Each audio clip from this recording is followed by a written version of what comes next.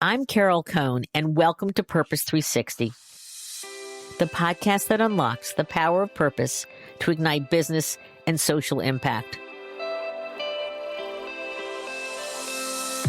Joining me is Wes Carter, president of Atlantic Packaging.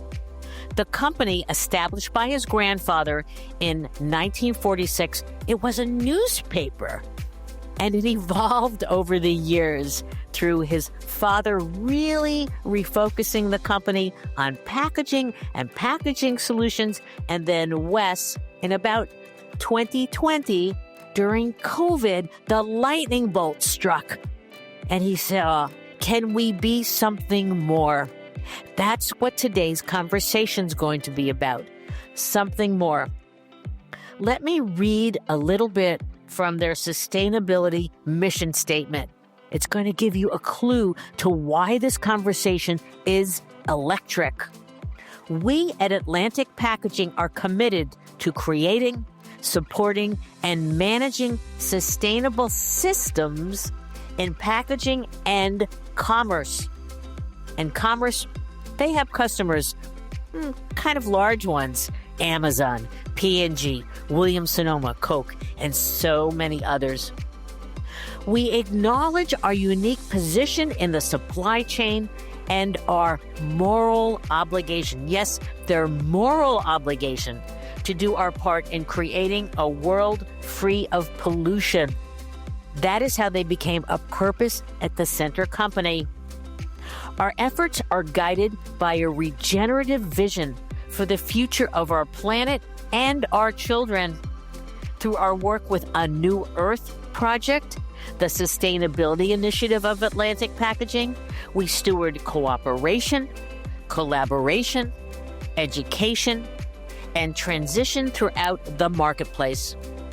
We remain always curious and adaptable to emerging technologies and systems that seek to solve the environmental challenges that harm or destroy our living Earth.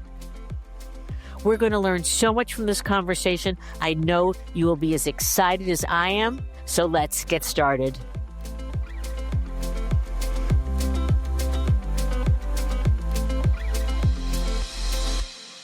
Welcome to the show, Wes. Let's just start at the beginning. So can you explain to our listeners, what is Atlantic Packaging? What do you do? And then a little bit about your role. Yeah, absolutely. So Atlantic Packaging was actually founded by my grandfather, W. Horace Carter, in 1946 as a weekly newspaper. We've got a really amazing beginning, and I'll tell a real brief history. My grandfather started this weekly newspaper in southeastern North Carolina, and initially, he just wanted to be a journalist and was reporting on tobacco farming news. But he had been educated at the University of North Carolina and was a power of the pen, God and country guy, and pretty quickly he became aware that the Ku Klux Klan was really active in his community, and he took it upon himself to fight the Klan with his newspaper. So he wrote editorials and articles condemning their activities, and he waged about a 3-year campaign, and it was a very harrowing experience for him and his family. They threatened to kill him and burn down his house and kidnap his children, but my grandfather never relented, and eventually his editorials got picked up by larger newspapers, and finally the FBI contacted him and said, we really need your help to infiltrate this vigilante group, which is exactly what they did, and they ended up arresting over 300 Klansmen and imprisoning over 50, including the Grand Dragon, who was the head of the Carolinas Ku Klux Klan. And that really broke their back. They were never the same organization in the Southeast. And my grandfather won a Pulitzer Prize for meritorious public service in 1952. He was 32 years old at the time, and he was the first weekly newspaper to ever win a Pulitzer. In those days, if you were in the newspaper business, you were also in the paper and office supply business in small town America. And so after he won the Pulitzer, he just got a lot of national recognition. And so the second part of his career, while he continued to write the newspaper, was to develop this little adjacent business selling packaging supplies, primarily to the garment industry, the hosiery industry, that was migrating from places places like New York and Pennsylvania to the southeast, we had die cutters and printing presses. And so we started selling a lot of converted paperboard for like collar strips for men's shirts and sock and underwear inserts and things like that. And pretty soon those companies that were buying converted paperboard said, hey, Horace, can you also sell us tape and corrugated boxes and bags? And so this little packaging distribution business grew up around my grandfather's newspaper. My father, Rusty, he didn't care much about the newspaper, but my dad's a serial entrepreneur and a brilliant business person. And my father took over the business and really focused on the packaging business and really diversified us into a lot of other packaging verticals. So fast forward to where we are today, we're, third generation, privately held. We're the largest independent, privately held packaging company in America. And we support the packaging needs of consumer products, companies, and retail brands in basically every industry vertical: food, beverage, building products, automotive, aerospace, e-commerce, medical device, really anybody making anything. In the mid-90s, my father made a strategic decision that he didn't want to be in the commodities business, that he wanted to be in more of a value-added type business. And so he invested in a packaging equipment program and really focused our sales efforts around selling equipment and high-performance packaging material to really drive out waste and eliminate damage for our customers as a way to save money. I mean, it was a cost-saving initiative, but I joke with him a lot. I was like, my dad was doing sustainability before that word was even invented. The word was even there. And I love it when you say use less is always the right solution. That's right. So for me, the sustainability program we have today, I really, with my leadership, we built it on top of this use less efficiency model that was also already very well established. So, and today, like you just mentioned, we always say, use less is always the right answer.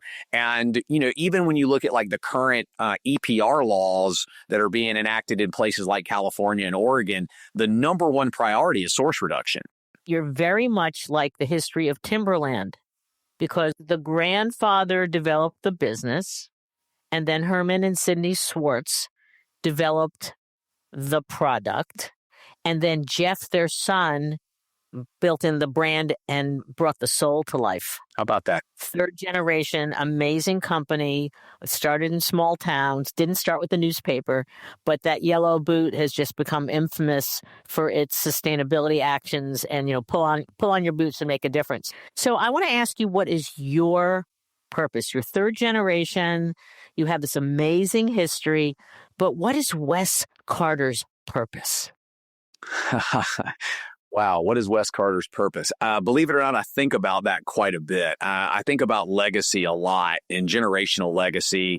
I think a lot about the world that we're leaving for future generations. I've also been a lifelong outdoor person. And so the outdoors informs a lot of who I am and always has. I was raised by outdoor people. But the early part of my career, sustainability was not really on my radar.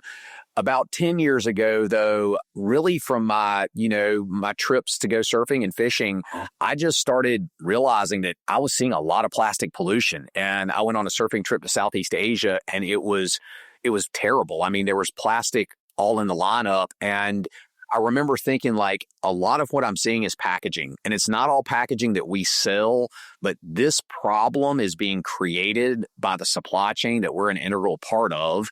And at that point, no one was really talking about it. It was like our whole industry had this intentional blind spot that was so ugly that no one wanted to look at it. And as a person who loves the ocean in particular, like it just didn't sit well with me. And I told my leadership, I was like, I think we need to take responsibility beyond the sale. Like if we are selling a product that could end up as pollution, then we have an inherent responsibility to make sure that doesn't happen. It doesn't mean we always have to build all that infrastructure ourselves. In some cases we won't be able to, but we can collaborate with our customers, with our suppliers, and with governments too. And so where Wes Carter's purpose is today, and I think it's more integrated with the greater purpose of our organization and with the New Earth Project, which is the sustainability initiative of Atlantic Packaging. I really believe that all of the problems that exist in the world today can be traced back to misaligned values of industry, where we, for the last several hundred years, have been under the delusion that businesses exist primarily to optimize profit. I love it. And that I think you just explained what your moral obligation meant. Yes. To do your part in creating a world free of pollution. I'm going to get into the health part because I know that health is a through line. We'll get into that in a minute. And I love this quote that you said, I want people to be stoked about sustainable packaging. And so we're going to get into some of the stokedness. So if you can talk about the Solution Center, because I thought that is so cool. And then I also want you to talk a little bit about kitchen cabinet distributors, because that was an interesting case too. So the Packaging Solution Center was and is the crown jewel of Atlantic in many ways. It is sort of the epicenter of our value proposition. And I think, this August will celebrate 8 years since we opened the doors. Fabulous. As I mentioned before, in the mid-90s, my father and his leadership team really charted this course around program selling and driving out waste through technology, through the science of packaging. As that value proposition evolved, it became very consultative, where we were working to drive out like massive amounts of waste. But as technology evolved in materials and equipment, it became increasingly difficult to be able to articulate in a boardroom, with an hour-long meeting to a new customer, like how this worked. It often, I think, came across as, I'm not sure I can trust this. This sounds a lot different than just buying on price.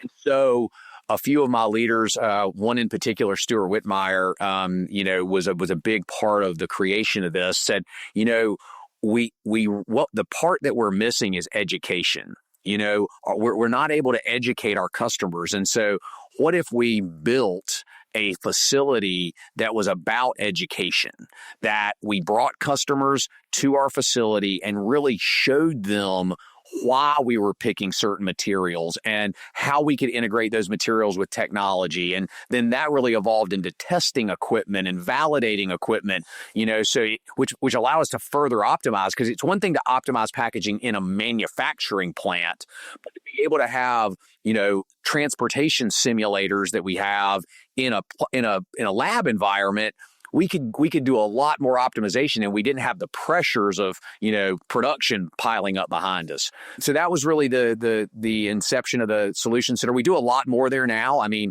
we also do a lot of sustainable packaging development there, where customers send us their products and say, hey, help us repackage this with fiber-based solutions instead of single-use plastic, as an example. And we need to be able to do it in an economic way. So, the Solution Center is the place where a lot of that development happens. And I want to talk about a couple of things.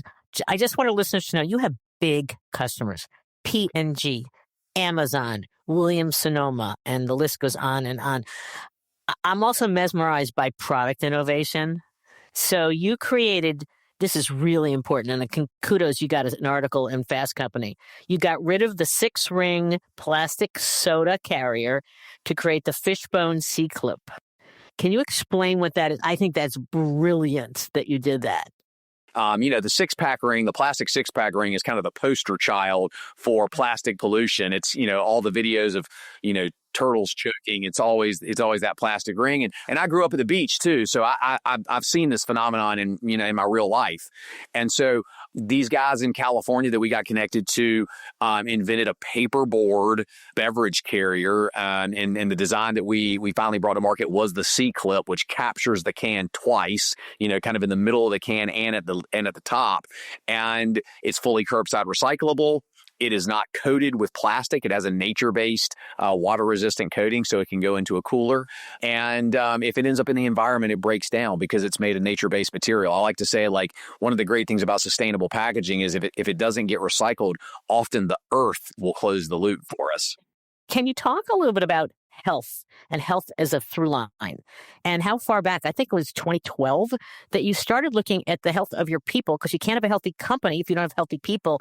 about 15 years ago, when I first moved to Charleston, I found myself in a yoga studio, and that practice just super resonated with me. And I got very dedicated to yoga, and the practice itself really helped me, become healthier. But it also put me into a community of like-minded people, and so I met, acupuncturists and dietitians and meditation coaches, and it improved my life so much.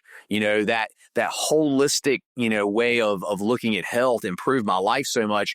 And we didn't have anything like that corporately at all. And I also realized that I've got a very diverse population, and most of my employees just don't have access to the resources that I have.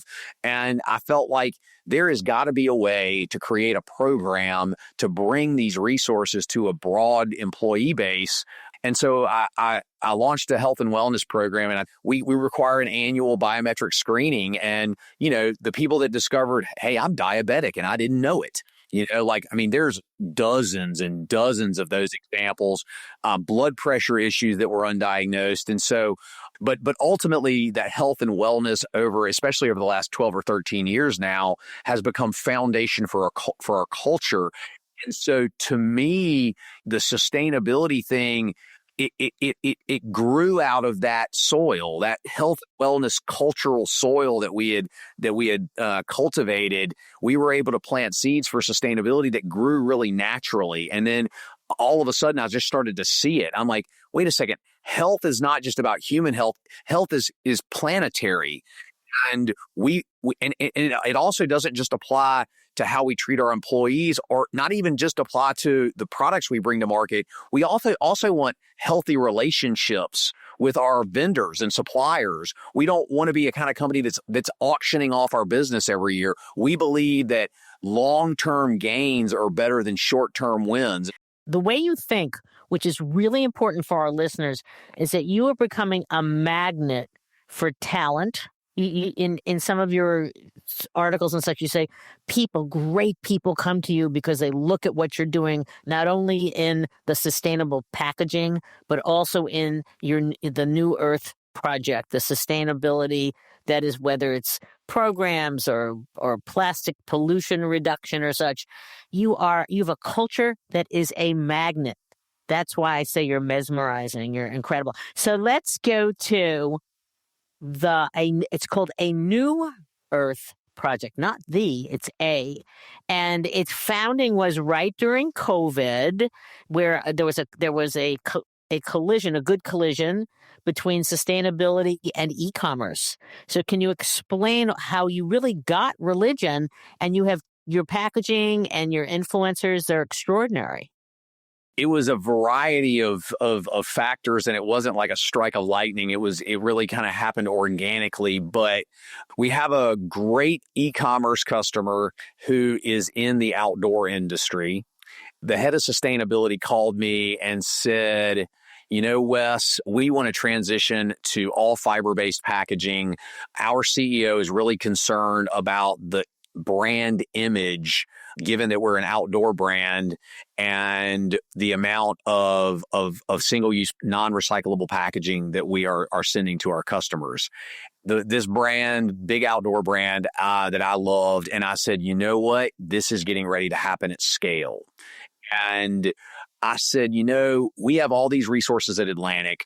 We need to create an initiative to make sustainable packaging sexy. We need to find a way because at that point in time, a lot of companies were seeing sustainability as sort of like, we're being pushed to do this. It's expensive, and I said, you know what? We need to connect this to brand. We need to convince our customers that, sustainability is good for their brand, and their packaging is the most tangible brand asset they have outside of their product. I mean, it tells the consumer what their ethics are, especially in the world of environmental ethics. A New Earth project, a lot of people are like, where'd you get that name from? I just finished reading Eckhart Tolle's book, A New Earth, and that book blew my mind. And there's something deeply spiritual about this work around sustainability and about reconnecting to the sacredness of life.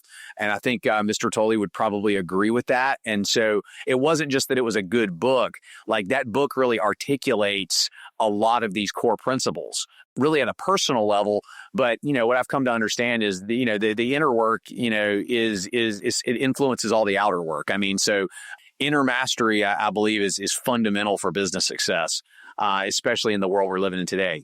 Oh, your storytelling is profound. You have the 8-part series. You have the plastic pollution piece, which was amazing. But then you also have your explainers. So you get down to the B2B. So you're breaking up your audiences and you're talking to them in a style that really does tell great stories. And you're influencing the consumer by being stoked versus fear. Yeah, I mean, ultimately, if you want to change the world, you're not going to do it by scaring people to death. That you might change a little bit of behavior, but I firmly believe, people change through inspiration and the power of positivity and hope, and that's what we're trying to create. Oh, it's great. And, and some of it was, some of your senior team and we added this client and this technology, whatever. But then you had snippets from your advocates and your surfers and your skiers and your snowboarders and your mountain bikers. And they just said, sustainable packaging is awesome. And it is. The sustainability industry is, this is boring and this is B2B and there's nothing here. And you've taken it and you've humanized it and you've become a magnet, not only for internal talent, but for your partners, your companies to say, hey, is there another way to do this? And can we do more with less, which is brilliant. Can you talk a little bit about how you're tying the health through line to the sustainability, a new earth project, how that's connected? Yeah, well, fundamentally, there's a lot of ways it's connected, but certainly like partnering with the outdoor industry. If you're an elite outdoor athlete, health is pretty fundamental. And one of the beautiful things about outdoor athletes too is they overwhelmingly care about the environment. And so, having individuals that were representing Atlantic and representing a New Earth project, that health was fundamental to their careers and to who they were as human beings. That was a big piece of it. And then ultimately, like the biggest through line though is we began to look at the materials that we were bringing to market and say, are these materials, fundamentally healthy? And we created New Earth approved packaging solutions for a healthy planet. And we came up with some criteria that, so like as an example, there's 3 primary criteria. One, all of the materials have to be made from a feedstock that can be regenerated in one human life, like a nature-based feedstock that can be regenerated in one human life. Then all of our packaging solutions had to either be recyclable or home compostable. Third, they had to be not antagonistic to the planet, to wildlife, to ecosystems. And so those are our 3 governing principles that we analyze all the materials that we sell and everything that we bring to market. And I see health through so many different lenses. And ultimately, I believe that we as human beings have often forgotten that we are nature, not something separate from it. And our health and well-being, our mental health, our emotional health, our spiritual health is absolutely integrated with the health of the ecosystems that we live in. And if we destroy those ecosystems, we are destroying ourselves, on every level, not just our physical health, we're destroying our spiritual health. You are a true environmental steward. If you're talking to a colleague, maybe around your age, maybe they're in a private company or a public company, and they want to connect the culture to sustainability, to the business, they want to innovate. What are 2 or 3 recommendations that you have to these leaders? Yeah, I think first and foremost, you've got to really evaluate the inner culture of your organization. Like, what do we represent? And what greater good do we want our organization to serve? Like what a a packaging company serves as the greater good versus an automotive company, there can be different greater goods, like there needs to be. There's a spectrum of greater good, but really first establishing what do we serve and who do we serve and how do we serve, and I think those are fundamental questions we have to ask beyond we want to have a profitable company. Now, hey, profit's not a dirty word. I want a profitable company. I want a highly profitable company. Profit is the engine, it's the fuel that keeps things running. And profit is the reward for doing things the right way and innovating the right way. But ultimately, like defining what your greater good is really important. And I also think that all organizations have an inherent responsibility to caretake the health and well-being of their employees. Because when you create a culture of health and well-being, healthy employees, they show up. Healthy employees are loyal. Healthy employees, they think creatively. They work well together. It is fundamental to problem solving to have healthy, creative, engaged employees. This has been an amazing conversation, and I can't wait to see future product innovations and partnerships, and as well, incredibly great videos. And we're going to link to your YouTube channel as well. You get the last word, Wes Carter. What do you want to leave with our listeners? Well, a few things. One, just thank you for having me. It's a real pleasure. I always appreciate the opportunity to tell our story. At A New Earth Project, our tagline is "We do this together." And I think that's what I would leave your listeners like. No company, no individual can do this alone. If we want to save this planet and save ourselves, it's going to be a team effort. And we need the best and the brightest collaborating for these common good initiatives. And it's going to take all of us. And that's a beautiful thing. I mean, I can think of no greater generational legacy than being the generation of human beings that woke up and redirected our world, our industry, our technology in the direction of life.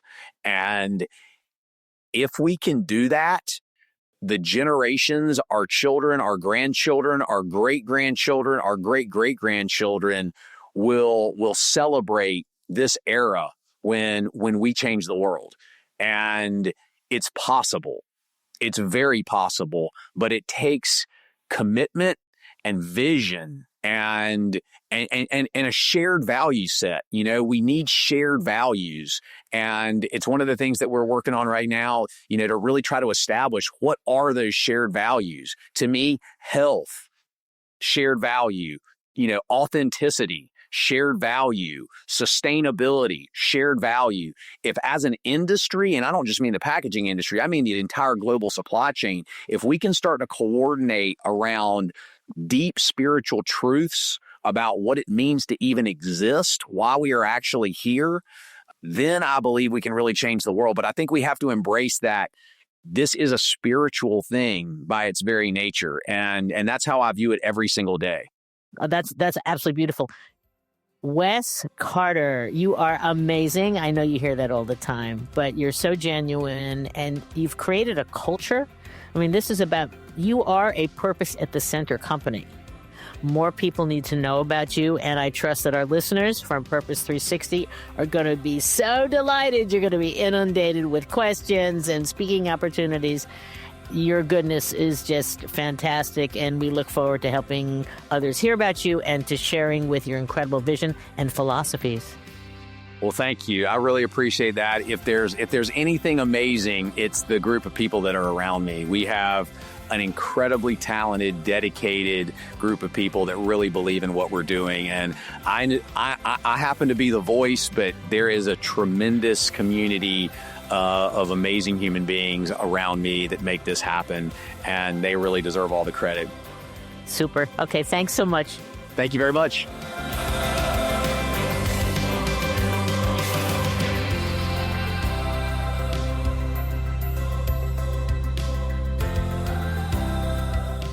This podcast was brought to you by some amazing people, and I'd love to thank them. Ann Hundertmark and Kristen Kenny at Carol Cone on Purpose, Pete Wright and Andy Nelson, our crack production team at True Story FM, and you, our listener. Please rate and rank us, because we really want to be as high as possible as one of the top business podcasts available, so that we can continue exploring together the importance and the activation of authentic purpose. Thanks so much for listening.